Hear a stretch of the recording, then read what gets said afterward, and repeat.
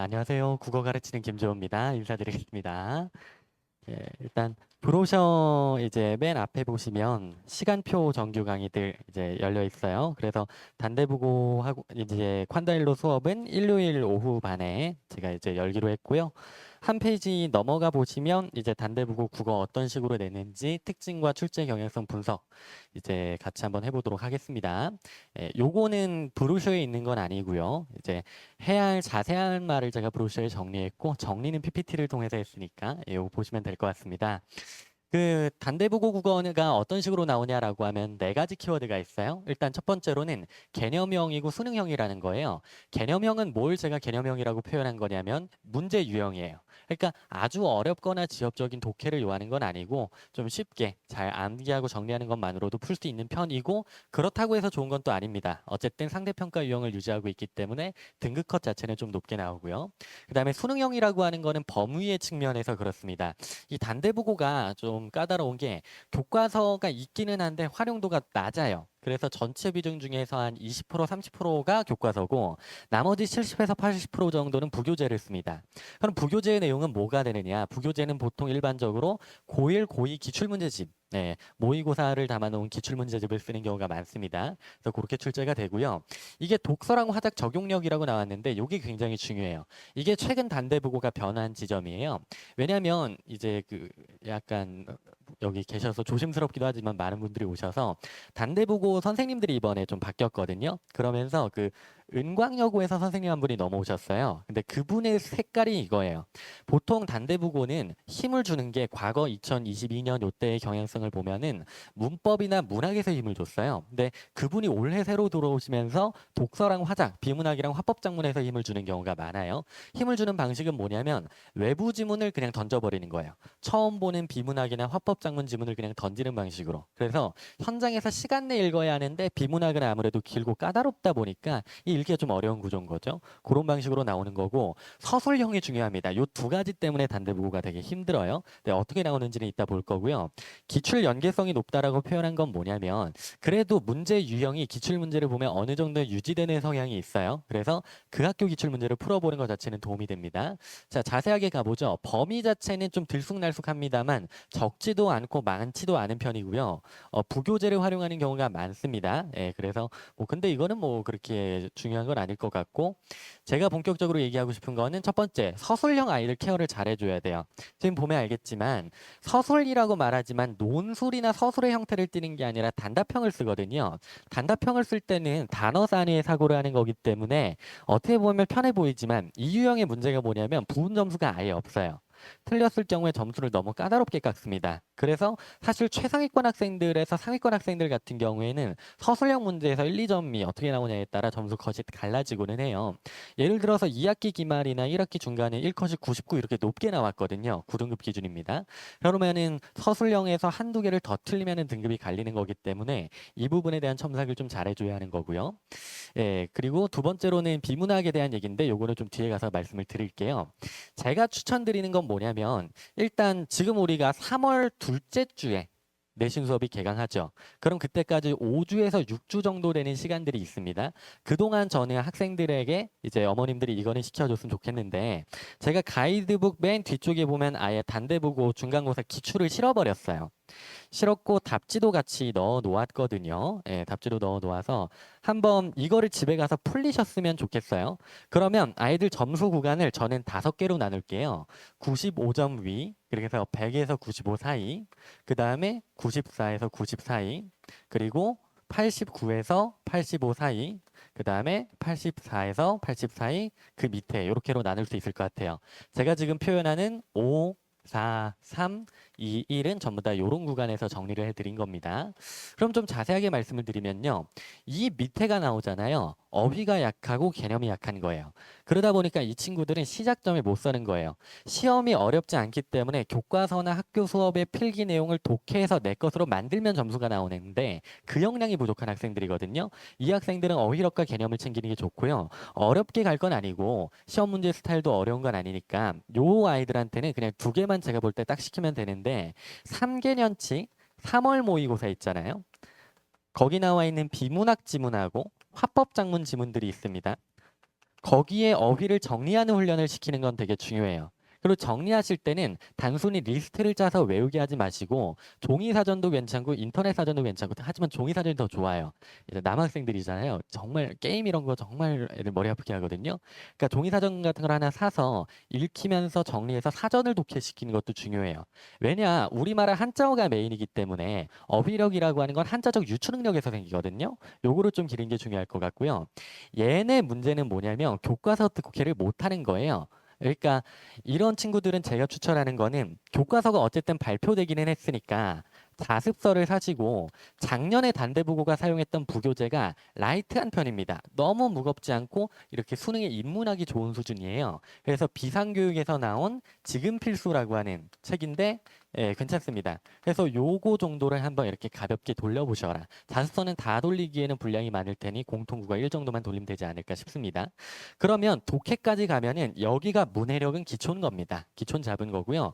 여기서부터는 뭐가 중요하냐? 이제 읽을 줄은 아는데 문제로 적용하는 사고가 안 된다는 거예요. 이때 얘네랑 얘가 좀 다르거든요. 그러니까 출제 요소 획득이라고 하는 건 뭐냐면 이 친구들은 문제를 풀이시킨 다음에 오답 노트를 잘 시키는 게 중요해요.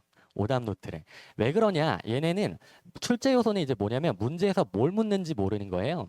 예를 들어서 어머님들 진달래꽃 같은 작품은 어머님들 학창 시절에도 배우던 거잖아요. 오래 유지되는데 진달래꽃 분석하면 표현법에 대한 내용이 굉장히 많습니다. 그거를 A부터 Z까지 다 외운다? 그건 그걸 아는 게 아닌 거죠. 반복해서 공부하다 보면 그 내용들 중에서 문제로 연결되는 게 뭔지는 뻔하다는 겁니다. 그게 뭔지 아이가 체득할 수 있도록 만드는 게 중요해요. 근데 그걸 체득한다고 해서 되느냐 아니거든요. 출제 요소를 체득한 다음에도 그 출제 요소를 묻는 방식은 학교마다 다른 겁니다. 단대보고는 깔끔하게 개념형으로 내거나 서술을 시킬 거고 예컨대 숙명 같은 학교는 외부 지문을 내고 이런 방식이겠죠. 그래서 아이가 오답 노트를 반복하다 보면 자연스럽게 요 단계로 넘어갈 수 있어요. 트래킹 단계로. 그러니까 오답 노트를 반복하다 보면 뭘 내는지 알고 어떻게 묻는지를 알게 되는 거죠. 그러면 사실 여기까지만 오게 되면 이 작업은 학교 수업 소화력과 관련된 거기 때문에 내신 기간 들어가서야 뭐가 만들어집니다. 그래서 아이들 자체의 스펙트럼은 그런 것 같아요. 그럼 이제 저는 어떻게 수업을 하느냐? 단대부고는 제가 좀 애착을 갖고 애정하는 학교인 게 성적이 되게 드라마틱하게 잘 나왔어요. 1학기 때도 2학기 때도 4에서 4등급 정도 나오던 학생들이 와서 1등급으로 올랐었습니다. 그러면서 이제 단대부고 현 2학년 되는 학생들은 성취가 잘 나왔는데 이게 제가 생각할 때 두 가지가 문제인데 하나는 관리예요. 남학생들이잖아요. 남학생들이다 보니까 생활 관리도 중요하지만 이제 얘네가 갖고 있는 고유의 문제점이 있어요. 첫 번째, 국어에서 언어입니다. 영어, 국어는 언어기 때문에 습관의 과목이에요. 습관은 어디에서 비롯되죠? 어디서 비롯되죠? 매일 하는 데서 비롯되는 거거든요. 그걸 만들어줘야 돼요. 근데 이제 남학생들 생각해보면 단대부고 최상위권 학생들 생각해보면은 이제 수학이나 과학하느라 바쁘기 때문에 여기서 효율화 작업을 좀 해줘야 하거든요. 그래서 제가 이제 사용하는 시스템이에요. 시작은 과거에 제가 수능 수업하다가 시작한 겁니다. 이 학생이 이제 후기를 남겨준 건데 재수생 학생이었어요. 재수생 학생이고 9월에 저희한테 왔는데 4등급이 나와서 당황했어요. 왜냐하면 아이 공부한 걸 가져와라 해서 다 봤거든요. 공부한 건 다 했어요. 뭐 EBS도 보고 기출 문제도 보고 다 봐요. 그래서 막연한 거예요. 얘를 어떻게 지도해야 하나? 그래서 제가 그때 준 미션이 뭐냐면 월요일 분량, 화요일 분량, 수요일 분량 공부할 거리를 짜줬고요.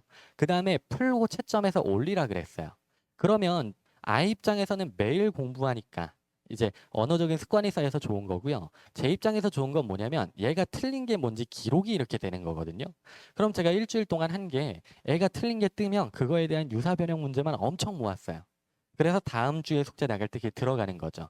이런 방식으로 수업을 진행했는데 2달 만에 꽤 드라마틱하게 나왔습니다. 근데 이건 예외예요. 이 학생은 영어, 수학은 좀 안정적이었고 문과 학생이어서 사탐도 안정적이었기 때문에 그렇긴 합니다만 이거를 제가 이번에 내신 수업할 때 엎었는데 굉장히 성과가 잘 나왔어요. 그래서 수업을 시작하면 애초에 저와 저희 연구진과 학생이 들어있는 톡방이 이제 파질 거예요. 근데 과거에는 제가 학부모님도 넣었는데 싸워요. 그래서 그래서 학부모님은 그 뭐 영동고 학생 하나가 막 싸우고 난리가 난 적이 있어서 학부모님께는 제가 일주일에 한번 리포팅 드리는 걸로 할 거예요. 그러면 제 촉을 이렇게 보내요. 오전 12시, 오후 10시, 11시 그래서 기어코 받아냅니다. 이게 저희가 하는 역할이에요. 그럼 매일매일 공부를 하니까 일단 아이는 뭔가 오르는 게 있겠죠. 그러면 이제 보낸 거에 대해서 저희가 피드백을 해줘요. 너 이게 약한 것 같아 라고. 그러면서 다른 한 축으로 저희가 뒷단에서 준비하는 게 뭐냐면 이 아이가 틀린 문제가 있으니까 그거에 대한 유사 변형 문제를 계속 모으는 거예요. 그렇게 해서 쭉 가다 애들 부담스러워하거든요. 새벽 2시에 보내고 싶은데 기다려줘 막 이러고 있잖아요. 근데 이렇게 습관을 쌓아가다 보면은 충분히 아이는 성장을 한다는 겁니다. 그래서 이제 리포팅을 저희가 기록을 이런 식으로 해서 어머님께는 보내드리고 내부로는 이렇게 학생들끼리 비교 분석도 하는 작업을 합니다. 그래서 이렇게 진행이 되고요.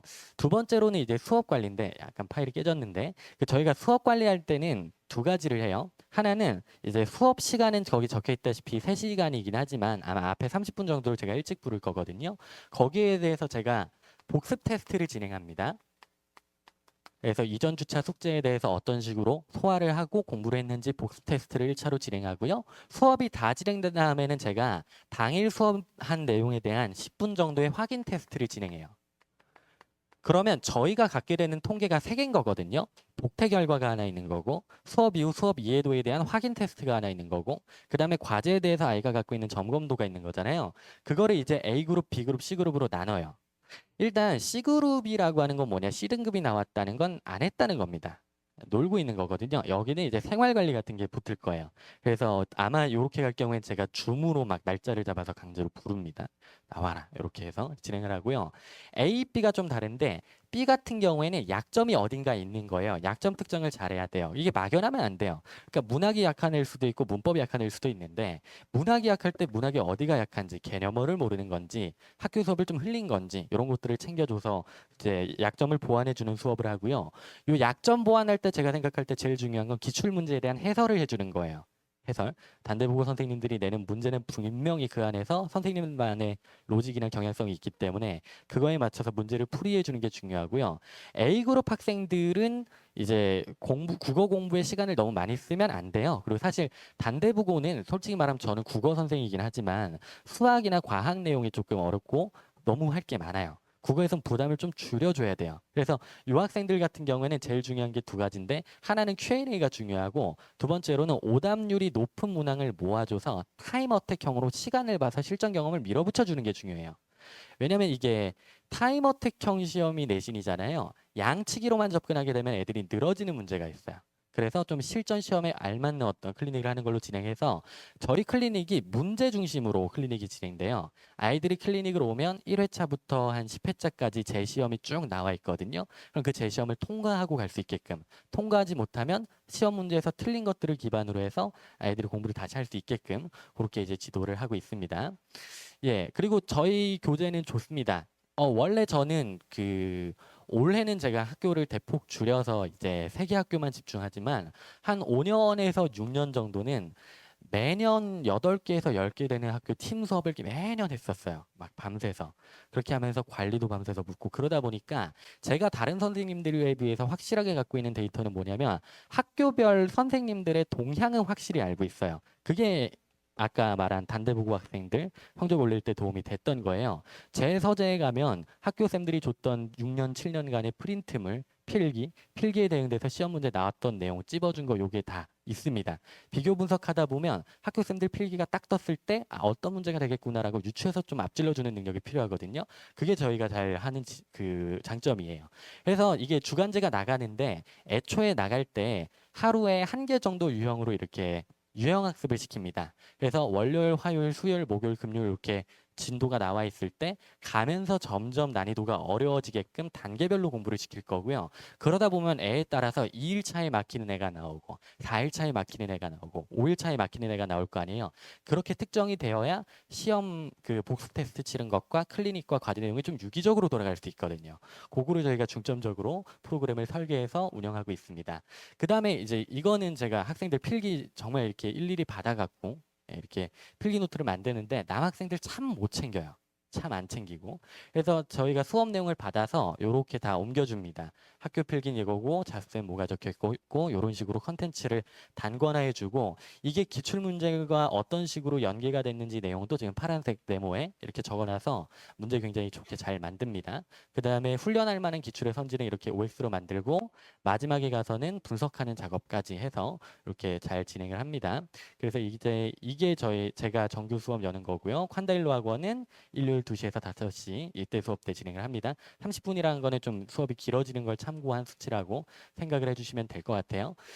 그래서 제가 한 가지 말씀드릴 수 있는 건, 뭐 사실은 대치동 내신 문화는 그런 게 많잖아요. 학교별 일타다. 어느 학교는 누구의 수업을 들어야 한다. 뭐 좋습니다. 근데 그런 생각을 해요. 한 학교를 오래 해서 그 학교를 잘 아는 것도 중요한데, 대치동의 시험이라고 하는 거의 키워드는 제가 생각할 때는 가변성이거든요. 그러니까 대치동은 우리나라 교육 중에서 가장 이렇게 역량이 좋은 학교 선생님들이나 이렇게 교육인들이 있기 때문에 문제가 정말 많이 바뀝니다. 특히 수능이라던가 EBS에서 기조가 바뀌어버리면 학교생들이 기가 막히게 따라가 주거든요. 그런 가변성을 잘 대처할 수 있는 강사인가를 생각하는 게 좋을 것 같고, 저는 그거를 제가 갖고 있는 문풀에 대한 경험치랑 관리로 녹여내서, 단대부고는 등급 간 간격이 되게 높아요. 붙어 있어요. 그러니까 이 말은 무슨 말이냐면, 역전도 잘 되고요. 역전을 잘 당하기도 하는데, 역전시킨 다음에 눌러앉히는 능력은 제가 참 잘합니다. 그래서 맡겨주시면, 요새는 결과에 대한 소비도 중요하지만 과정에 대한 소비도 중요하잖아요. 과정에서 결과까지 어떤 식으로 이어지는지 제가 실천으로 증명할 수 있지 않을까 싶습니다. 그러면 이제 긴 시간 수고하셨고요. 이상으로 국어에 대한 설명은 마치도록 하겠습니다. 김재호였습니다.